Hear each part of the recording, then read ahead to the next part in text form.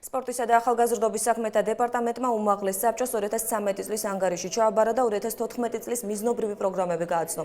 პრეზენტაცია ხმაურის ფონზე წარიმართა, უმცირესობამ დეპარტამენტს მუშაობა დაუწუნა და ურჩია სპორტის იმ სახეობის განვითარებაზე იზრუნოს, რომელიც უფრო წარმატებულია. უმრავლესობამ, კერძოდ საფინანსო კომისიის თავმჯდომარემ კი დაფინანსების გაზრდის მოთხოვნა არალოგიკურად მიიჩნია და განაცხადა, რომ დეპარტამენტმა თანხები მიზნობრივად უნდა დახარჯოს.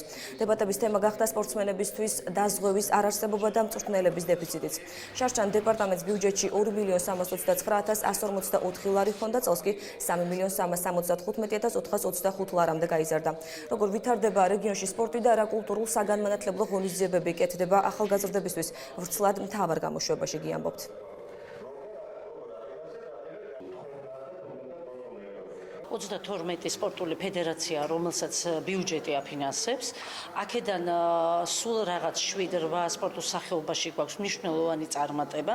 ამიტომ მე ვთვლი, რომ გაძლიერდეს სპორტის ფედერაციის, იმ ფედერაციის დაფინანსება, ვისაც მეტი შედეგის დადება შეუძლია, მეტი წარმატებული სპორტსმენი ყავს და მოხდეს მოკვლევა, რომელი სპორტული ფედერაცია გავაძლიეროთ, შესაბამისად და მეტი დაფინანსება მივცეთ. ფედერაციები, რომელიც შედეგს ვერ იძლევა მსოფლიოსა და ევროპის ჩემპიონატზე, ესეთ ფედერაციებს შეუწყვეტო დაფინანსებაო, რაც არ მიმაჩნია მე სწორად, იმიტომ ეროვნული ნაკრები, ისეთ სახეობები, რომელიც ევროპისა და მსოფლიოს ჩემპიონები შეიძლება არ გყავს, ეროვნული ნაკრები ძალიან დაკომპლექტებულია, აჭარის ნაკრების სპორტსმენები. თავარი პრობლემა არის ის, რომ შეცხოვრობთ გარემო სახელმწიფოში.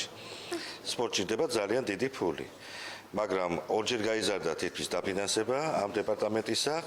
და ბუნებრივად შემიძლია შედეგს. მთავარი ჩემი პრეტენზია იყო ის, რომ რაც კეთდება, იმის შესაბამისი პიარიც არ ხდება.